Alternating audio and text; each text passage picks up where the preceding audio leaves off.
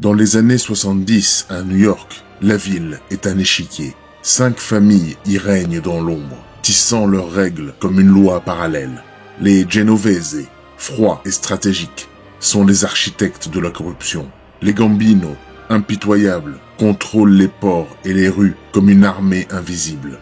Les Lucchese, plus silencieux, tiennent les syndicats et font plier les entreprises par la peur.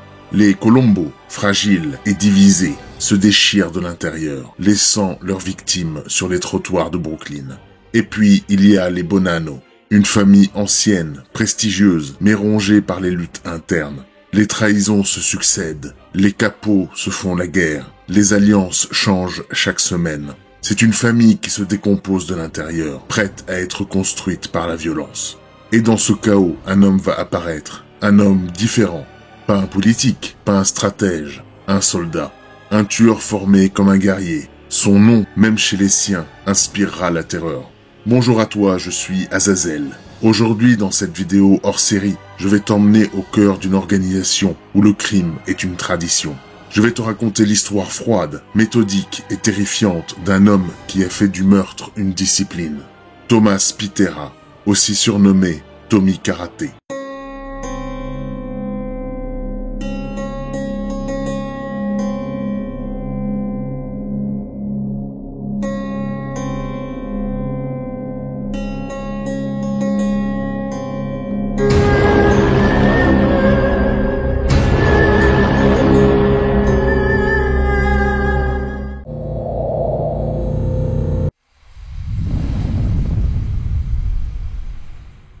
Le 2 décembre 1954, à Brooklyn, dans la ville de New York aux États-Unis, un enfant naît dans le quartier de Gravesend, entre les petites maisons d'occasion et les ruelles glacées du sud de la ville.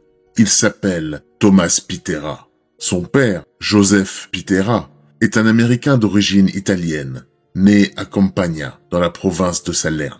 Il vend des bonbons en gros, aux concessions et aux stands de rue, toujours entre 2 camions de livraison. Un homme de routine et de sueur. Sa mère, Catherine Bugowski, est d'origine allemande et polonaise, issue de la région du Rhin. Une femme discrète, effacée, trop souvent absente dans les souvenirs de son fils. Les Pitera ne sont pas une famille du crime. Ils sont l'image de ces milliers d'immigrés qui travaillent dur en espérant que leurs enfants vivront mieux. Mais dès l'enfance, Thomas n'est pas comme les autres. À l'école publique, David Boody Junior High, à Gravesend, les enseignants le décrivent comme un enfant silencieux, toujours dans ses pensées. Il rêve de baseball, veut rejoindre l'équipe de l'école, mais on ne lui laisse aucune chance. Les autres élèves se moquent de sa voix aiguë, cette voix qui semble sortir d'un corps qui ne lui appartient pas. Certains la comparent à celle de Mickey Mouse. Il rigole avec eux, mais à l'intérieur, il bouillonne. L'humiliation devient son pain quotidien. Il s'isolera de plus en plus, développant un mépris froid pour ceux qui le ridiculisent. Un jour, frustré de ne pas avoir été accepté dans l'équipe de baseball, il revient la nuit au collège, force une fenêtre et vole tout le matériel sportif. Gants, battes, uniformes. Et il revend tout à des intermédiaires du quartier. Ce premier geste de révolte, cette première transgression, lui vaut un premier passage devant la justice. Arrêté et condamné comme juvénile, son dossier reste scellé. Mais dans sa tête, quelque chose se déclenche. Il comprend que la peur peut être un outil. Il commence à chercher un moyen de transformer sa honte en force. À l'adolescence, il pousse les portes d'un dojo de Sheephead Bay. Les premiers coups le marquent, mais il ne recule pas. En quelques mois, il surpasse les autres. Son corps se raffermit, son regard change. Le jeune garçon humilié devient obsessionnel. Il s'entraîne chaque jour, lève les poids, lit des manuels de combat Kyokushin, regarde des films de kung-fu en boucle. Sa chambre n'est plus qu'une cage d'entraînement.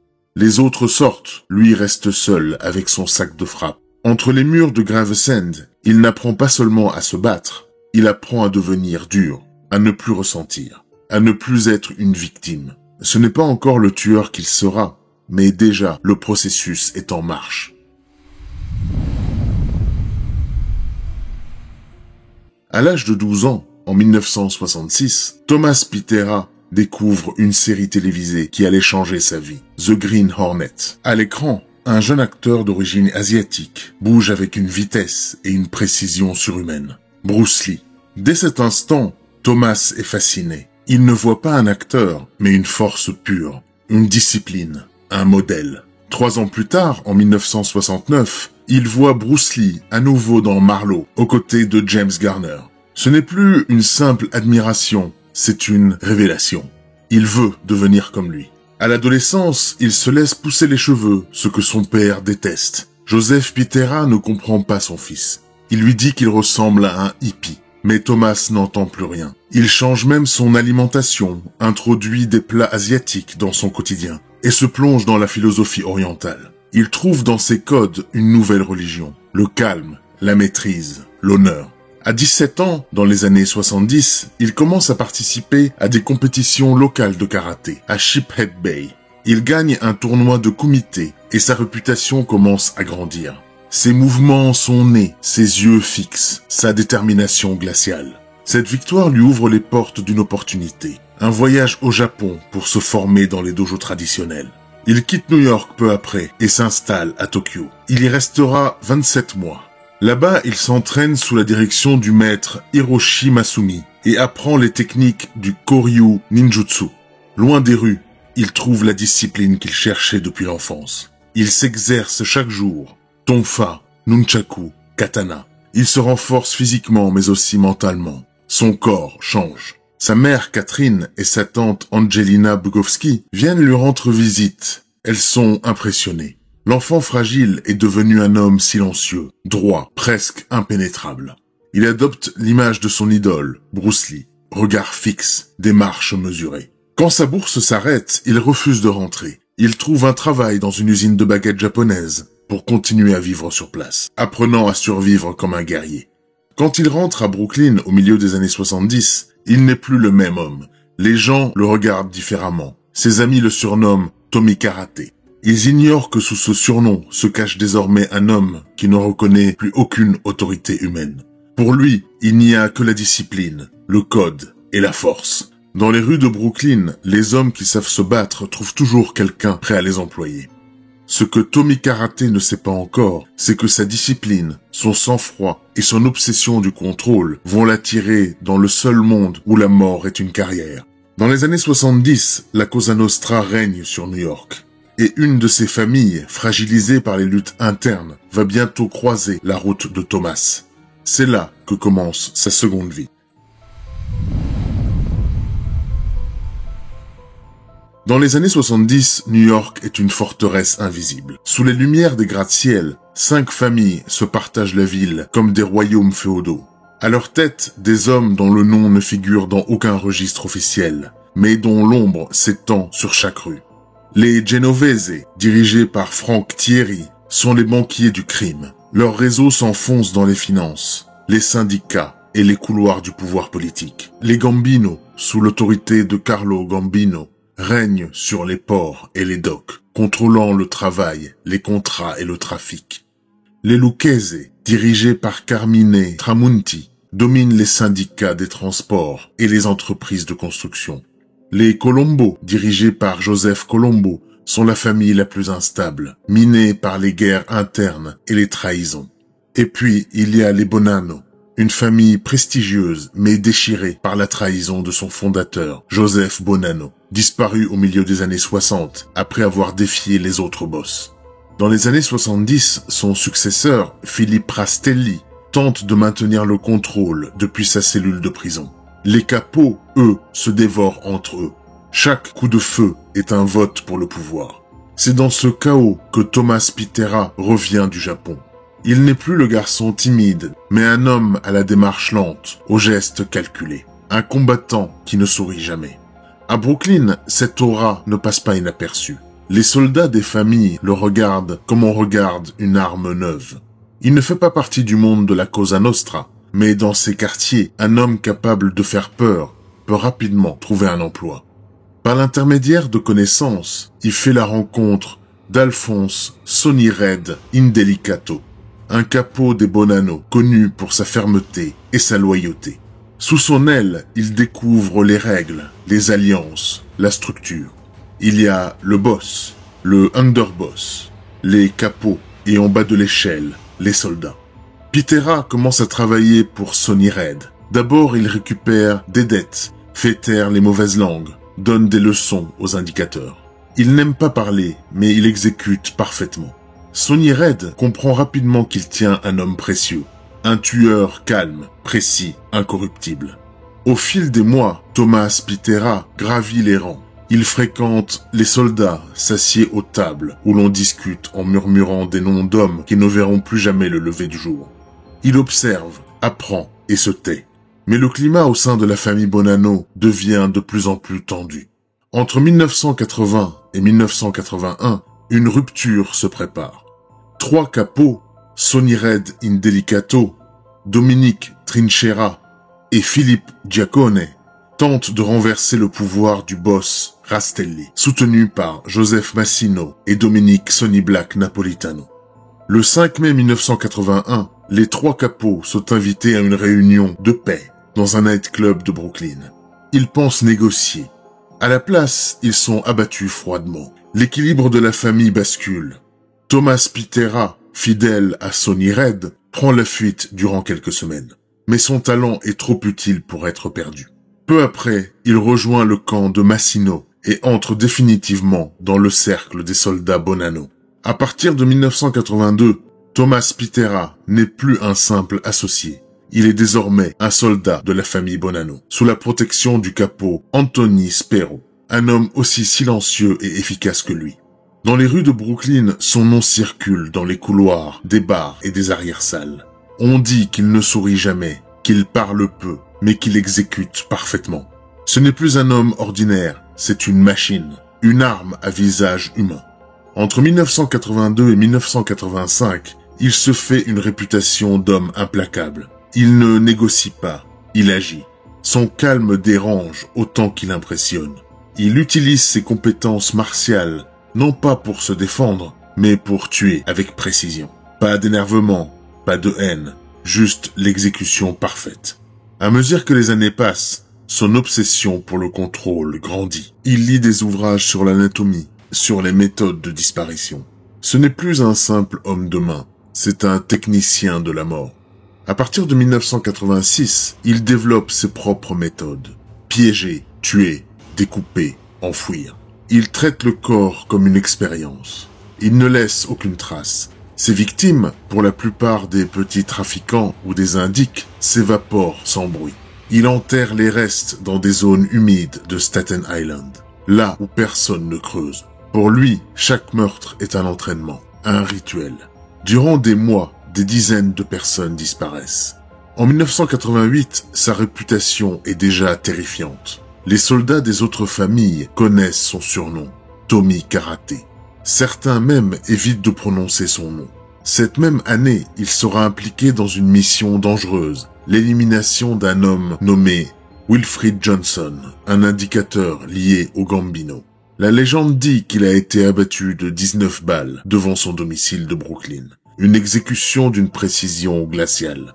Même si le lien avec Thomas ne sera jamais formellement prouvé, son nom apparaît dans les dossiers et les rumeurs. À ce moment-là, plus personne ne le considère comme un simple soldat. Il est devenu une légende interne, une présence qu'on craint autant qu'on respecte. À la même période, il est même promu capot et dirige son propre crew. Mais derrière la maîtrise et le calme apparent, une fissure commence à apparaître. Son besoin de contrôle tourne à l'obsession. Son envie de tuer n'est plus seulement une affaire d'ordre, c'est une habitude, un besoin. Plus tard, entre 1988 et 1990, Thomas Pitera est au sommet de sa carrière mafieuse. Dans les couloirs de la famille Bonanno, il est décrit comme celui qu'on appelle quand il faut que ça disparaisse. Il n'est plus seulement un capot ordinaire, il est devenu un spécialiste de la mort. Sa maîtrise des armes et son sang-froid font de lui l'un des hommes les plus craints du milieu.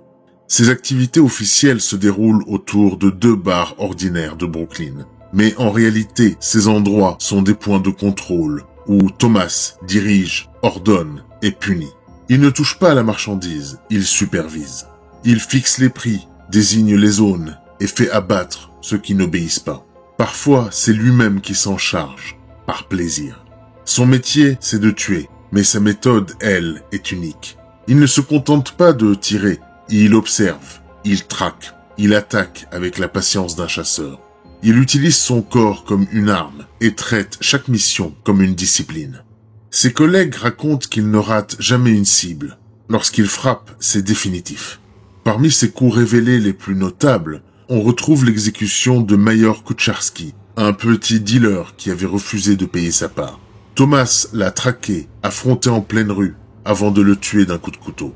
Il y a aussi Talal Kazal, un trafiquant du Moyen-Orient, qui avait essayé d'étendre son commerce sur le territoire des Bonanno. Son corps fut retrouvé quelques jours plus tard, en pièces, dans des sacs d'ordures sur Staten Island.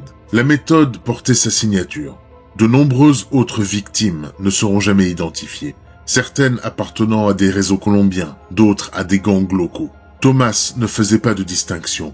Il tuait aussi bien par ordre que par plaisir.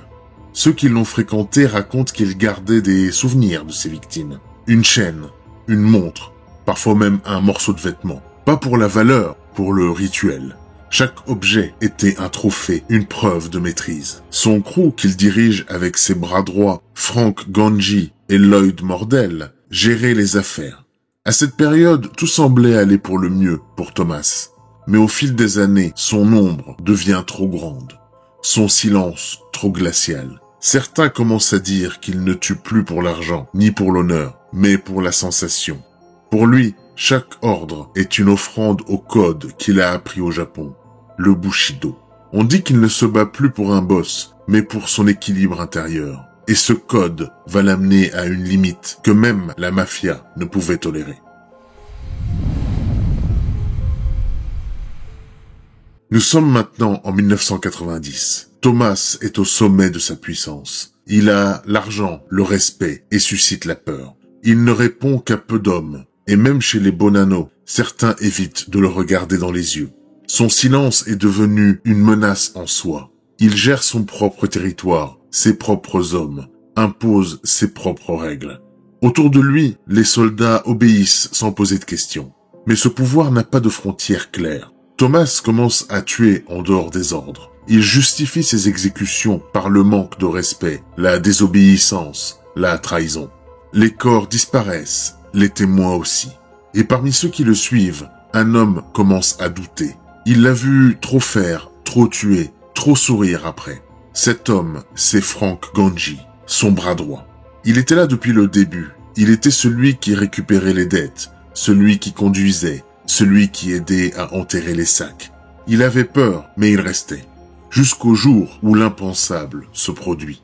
La compagne de Thomas, Céleste Lipari, est retrouvée décédée suite à la prise excessive de stupéfiants. Céleste était belle, jeune, attirée par la nuit et ses excès. Elle consommait des substances que Thomas faisait circuler dans les rues. Et quand elle décède, quelque chose se brise en lui. Pour la première fois, Thomas perd le contrôle. Il ne cherche pas de responsable dans le système ou dans la vie qu'il mène. Il désigne une coupable. Phyllis Birdie, une amie de Céleste. Celle qui était là la nuit de sa mort. Phyllis n'est pas une ennemie. Elle fait partie du même monde, de la même vie. Mais Thomas n'entend plus rien. Il veut se venger. Il donne un ordre clair à Frank Ganji. Amène-la-moi. Frank Ganji hésite. Il sait ce qui l'attend. Le problème est que Phyllis Birdie est sa compagne, celle qu'il aime, mais il ne peut rien dire. Frank gagne du temps, il ment, il espère que Thomas oubliera, mais il se trompe. Un soir, Thomas apprend où Phyllis se cache. Il arrive sans un mot, il entre dans l'appartement, dégaine son arme et tire 3 fois sur Phyllis. Elle n'a pas le temps de réagir. Devant les yeux de Frank Ganji, Thomas s'agenouille, traîne le corps dans la salle de bain et commence à la découper comme si c'était une simple routine. Le silence dans la pièce est irréel. Frank Ganji reste immobile, froid, incapable de parler. Après le meurtre de Phyllis Birdie, tout change. Frank Ganji n'est plus qu'une ombre, un homme qui erre dans les rues, les yeux creusés, les mains tremblantes. Il boit, beaucoup. Le whisky est le seul endroit où il trouve encore la paix. Il entend la voix de Thomas même quand il est seul. Il revoit le corps, la froideur du geste, chaque nuit le même cauchemar. La salle de bain, le bruit du métal, la respiration calme de Thomas.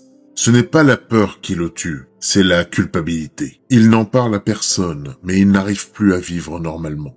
Les semaines passent, les mois aussi, et son comportement devient de plus en plus instable. Il ne suit plus les ordres, il manque les rendez-vous, il parle trop lorsqu'il boit. Thomas s'en rend compte, mais ne fait rien, peut-être par pitié. Puis, un soir de mars 1990, tout bascule. Frank Ganji est arrêté à Brooklyn pour conduite en état d'ivresse. Rien de plus ordinaire en apparence. Mais cette nuit-là, il est trop saoul pour se taire. Au poste de police, assis sur un banc, il commence à parler. D'abord à voix basse, comme s'il se parlait à lui-même, puis plus fort.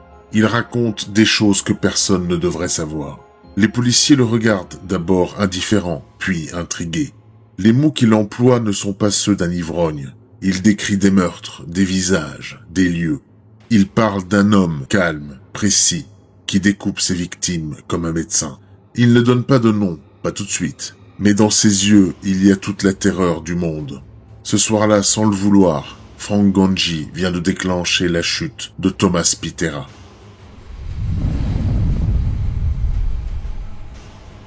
Les heures qui suivent l'arrestation de Frank Ganji changent le cours de l'histoire. D'abord, les policiers ne le prennent pas au sérieux. Ils ont l'habitude des ivrognes qui inventent des histoires pour obtenir une cellule plus calme. Mais quand les noms commencent à tomber, leur attention change. Ganji parle de lieux précis, de visages, de dates. Il raconte la mort de Phyllis Birdie, décrit l'appartement, la salle de bain, les sacs noirs, les outils. Il dit que ce n'était pas un meurtre comme les autres, que l'homme qui l'a fait était calme, presque en paix. Il parle de corps enterrés à Staten Island, dans un secteur peu fréquenté, humide, entre les arbres et les moustiques. Il raconte les trous creusés la nuit, les vies effacées. Les policiers le laissent parler, ils prennent des notes. Ce qui les frappe, ce n'est pas l'histoire en elle-même, c'est la cohérence du récit. L'homme est saoul, mais il se souvient de tout. Il décide alors de contacter le FBI. En quelques heures, le nom de Thomas Pitera apparaît dans les rapports. Les fédéraux savent qui il était, mais jamais ils n'auraient imaginé l'ampleur de son œuvre. L'information remonte jusqu'au bureau de New York. Une équipe spéciale est formée avec des agents du FBI, des hommes de la DEA et des enquêteurs de la police de New York. Ils sont chargés de tout reprendre de zéro. Trouver les lieux, les preuves, les témoins. Frank Ganji est isolé. Plus tard, sobre, il commence à parler à nouveau. Cette fois, chaque mot est clair. Il raconte comment Thomas avait transformé ses meurtres en rituels, comment il lisait des livres sur l'anatomie humaine, comment il traitait les corps dans sa douche avant de s'en débarrasser. Il parle aussi de l'appartement de Thomas, de la façon dont il conservait des objets appartenant à ses victimes. Des bracelets, des bagues, des montres. Les agents écoutent et comprennent peu à peu qu'ils ne poursuivent pas un tueur mafieux ordinaire, mais un homme qui a fait du meurtre une discipline. Les informations de Frank Ganji mènent à des lieux d'enfouissement. Les chiens sont envoyés sur Staten Island. Après plusieurs jours de recherche, ils découvrent des restes humains. Dans la terre, des sacs en plastique, des ossements, des objets personnels. Les détectives font le lien avec des disparitions non résolues depuis 1985. Les preuves s'accumulent, les dossiers se rouvrent. Les visages reviennent à la surface. Désormais, tout converge vers un seul nom. Thomas Pitera.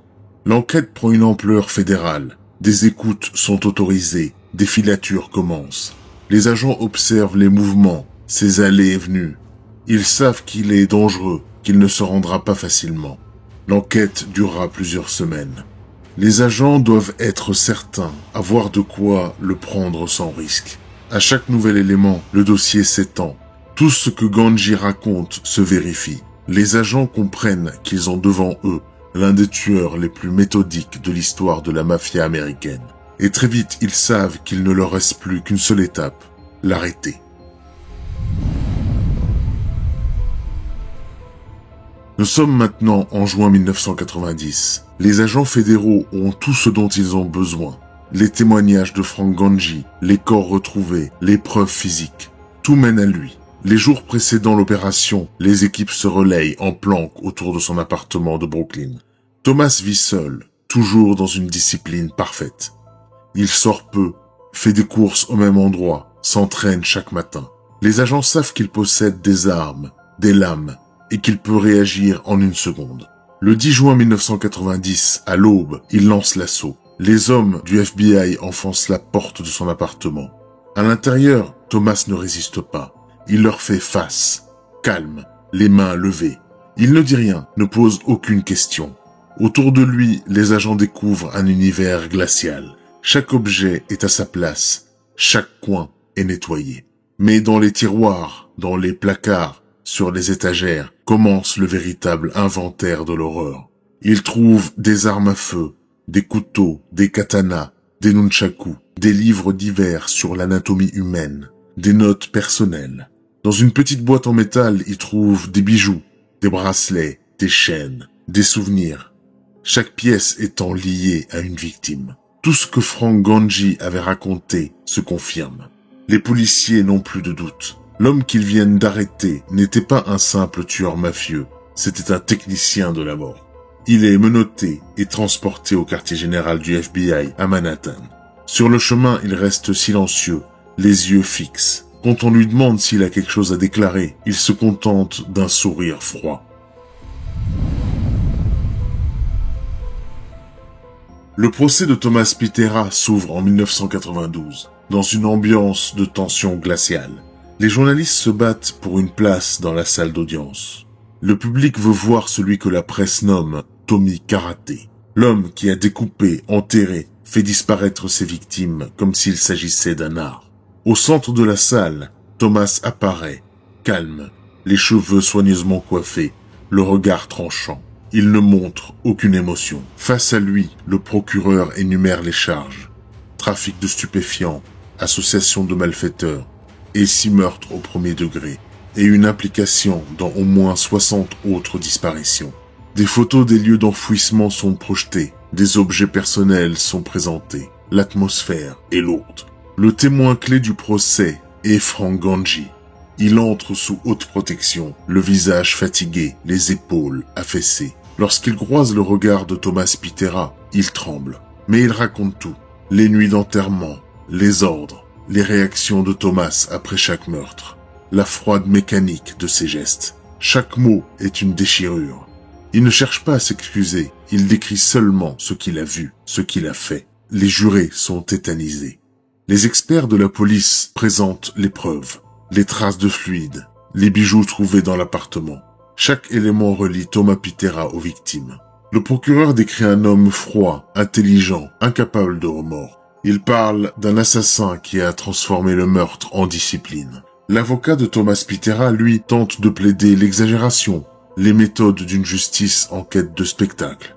Mais rien n'y fait, le jury ne croit pas à l'erreur. Tout ce qui a été trouvé, tout ce qui a été dit, désigne le même homme.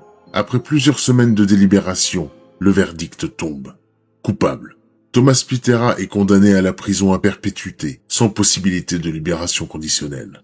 Le juge lui dit d'une voix sèche, « Aucun être humain ne méritait de mourir de la façon dont vous les avez fait mourir. » Piterra ne répond pas. Il sourit légèrement, fait un signe de la main, un pouce levé, comme s'il acceptait son destin. Frank Ganji, lui, écope de 10 ans pour sa collaboration. Depuis, Thomas Piterra n'a jamais exprimé le moindre regret. Dans les couloirs de la Cosa Nostra, son nom reste prononcé à voix basse, Tommy Karaté. Un homme qui avait fait du meurtre une discipline et de la mort une philosophie. Aujourd'hui, à la sortie de cette vidéo, Thomas Piterra purge sa peine à vie dans une cellule de la prison fédérale du Kentucky. Il ne reçoit aucune visite, ne parle à personne, ne regarde jamais en arrière. Son corps est celui d'un guerrier, mais son regard est celui d'un homme coupé du monde. L'enfant moqué pour sa voix, celui qui rêvait de maîtrise et de force, a trouvé sa discipline dans la mort. Il a fait du meurtre un art et de chaque corps une leçon de contrôle. Dans les archives du FBI, son dossier reste parmi les plus détaillés de l'histoire de la mafia. Les enquêteurs y ont conservé ses notes, ses croquis, ses armes et les photos des bijoux qu'il gardait comme des trophées. À ce jour, personne ne sait combien de victimes il a fait disparaître. Certains parlent d'une 60aine. Ce qui est sûr, c'est que Thomas Piterra n'a jamais été un simple homme de main. Il était un soldat qui avait transformé le code de la Cosa Nostra en rituel personnel. Une arme parfaite dédiée à sa propre philosophie. Le pouvoir par le silence, la pureté dans la violence. Et dans les rues de Brooklyn, son nom reste chuchoté, comme une présence et un souvenir qui ne s'effacent pas. Si tu as aimé cette vidéo hors série sur un tueur de la mafia, n'hésite pas à t'abonner à la chaîne et à activer la cloche pour recevoir les notifications. Tu peux aussi me suivre sur mes différents réseaux sociaux pour ne rien manquer de mes actualités. Tu peux aussi cliquer sur l'une des vidéos qui s'affichent en haut de ton écran. Des histoires tout aussi froides, vertigineuses et réelles. Des plongées dans l'esprit de ceux qui ont dépassé toute limite. Je suis curieux d'avoir ton avis sur cette histoire dans les commentaires de cette vidéo. Pour ma part, je te donne rendez-vous très bientôt pour une nouvelle histoire terrifiante. À très vite dans tes cauchemars.